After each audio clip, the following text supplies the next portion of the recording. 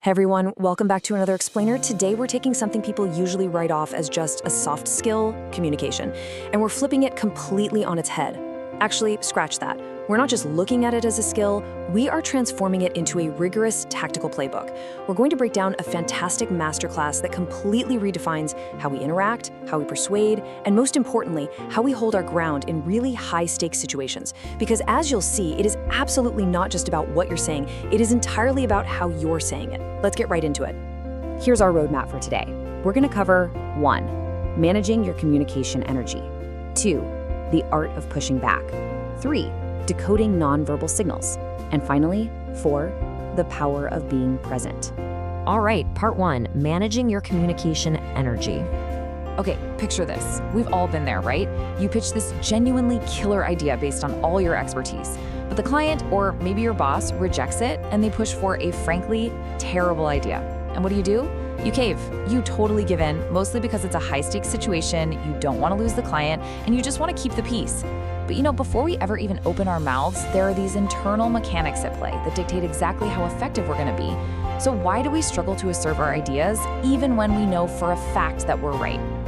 Well, let's break down our natural tendencies. People have this personality trait called agreeableness. If you're an agreeable person, you tend to conform. You avoid pushback. A disagreeable person, on the other hand, is super comfortable challenging the status quo. Now, the source points out that by biology and evolution, women actually tend to be naturally more agreeable, tying back to nurturing instincts. But here is the absolute crucial point for all of us. Your personality is just like a rubber band. It's just a tendency. Even if you're naturally super agreeable, you can stretch that rubber band. Being disagreeable is just a muscle. It's a muscle you can train for those specific moments when a project demands it, like, say, forcing yourself to ask the grocery store to fix an incorrect order. You can stretch your limits in the moment, even if you just snap right back to your relaxed, agreeable state at the end of the day. And this natural wiring, it directly impacts our internal energy. There's this massive misconception out there about introverts and extroverts. People think introverts are just shy or socially anxious. That is simply not true. The core difference is purely about how social interactions affect your internal battery. An introvert loses energy when talking to people, an extrovert gains energy. That's literally it. To put that into perspective, think of your daily capacity as exactly 100 energy coins. If you're an introvert, you wake up with exactly 100 coins, and with every single human interaction, boom, you lose a coin. By the time you go to sleep, you might have absolutely 0 left. Because this resource is so limited, you have to allocate it smartly. If you don't have clear frameworks for how to communicate, you're just leaking energy all day trying to figure out what to say and how to say it. Master the frameworks, and you plug the leak. Which brings us nicely to section 2, the art of pushing back. So to conserve those precious energy coins, we use something called the sandwich method. It's this highly structured way to disagree or give feedback without agonizing over it. The source material shares this great anecdote. The speaker went to visit a friend's newly opened cafe. The friend proudly brings her this coffee made with whole milk. The problem, she's lactose intolerant and gets a 3-day migraine from whole milk. No way she can drink it. But how do you say no without completely crushing your friend's morale on their opening day? You use the sandwich. Step 1, the top bun. You say something nice to lower their defenses. Oh my gosh, the cafe looks amazing. Step 2, the meat. You insert the no. I actually can't have this coffee, it's gonna give me a massive migraine. Step 3, the bottom button. You give an alternative or ask a question to transfer the power right back to them. You know what, you should really try oat milk? I know a great brand. What do you think? It's such a clean framework, and it completely removes the anxiety of pushing back. But you know what happens when the sandwich method just isn't quite enough in a really stubborn business setting? That is exactly when you deploy the 3-chance rule.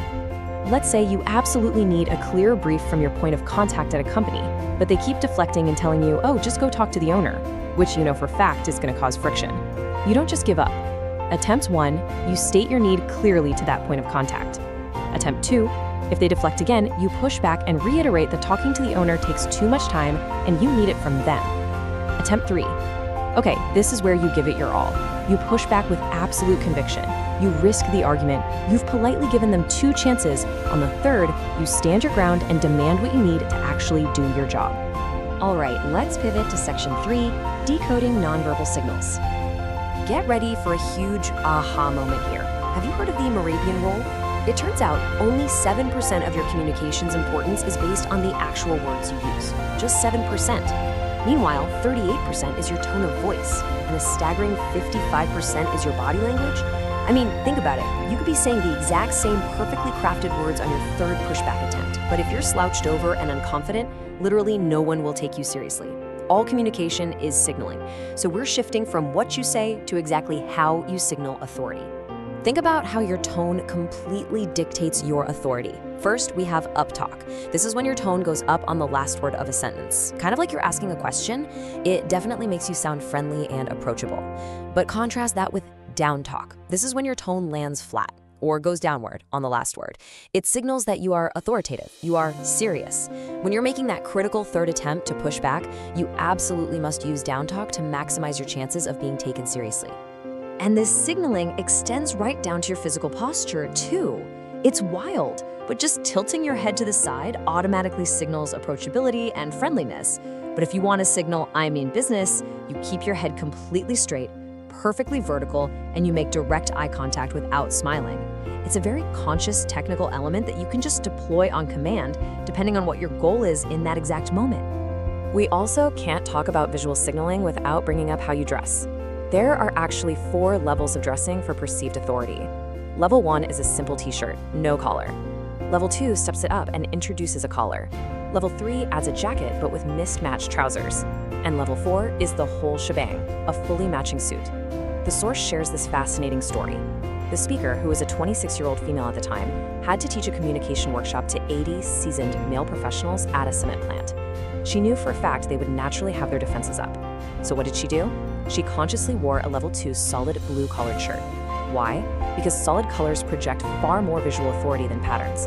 By combining that intentional authoritative dressing with a really captivating opening story, she completely bypassed their defenses and commanded the entire room. And finally, section 4, the power of being present. Look, if you don't master the frameworks we just discussed, you end up paying the ultimate cost. You're just not present. Think about it. When someone's talking to you, instead of actively listening, your brain is usually scrambling, right? You're desperately trying to figure out what you're going to say next. Because of that, you completely miss their nonverbal cues. You end up only treating the surface level symptoms they mention, and you entirely miss the actual root problem. You literally cannot solve an issue if you aren't present enough to hear it. This is the ultimate mindset secret that ties everything together. So, how do we fix this? You have to anchor yourself with one absolutely crucial question before you step into any meeting. What is my goal of communication with this interaction? That is your dartboard. If you don't know where the dartboard is, you're basically just closing your eyes and throwing darts in all directions, wasting those precious energy coins we talked about. But if you know your goal, then everything you do, your tone, your posture, your pushback, is aimed directly at solving that specific problem. The big takeaway from our source material here is actually pretty simple. Mastering these frameworks, knowing exactly how to sandwich feedback, how to use downtalk, how to dress for authority, it means you no longer have to waste your mental energy figuring out how to act in the heat of the moment. It completely frees up your brain space so you can actually be in the room, actively listening and being truly present. So, as we wrap up today's explainer, I really want to leave you with a provocative thoughts. The next time you walk into a high-stakes room, are you going to be leaking energy all over the place, or will you know exactly where your dartboard is? Start practicing that agreeable to disagreeable muscle, guard those energy coins, and take total control of your nonverbal signals. Thank you so much for joining me to break down this incredible playbook. Until next time, stay focused and keep learning.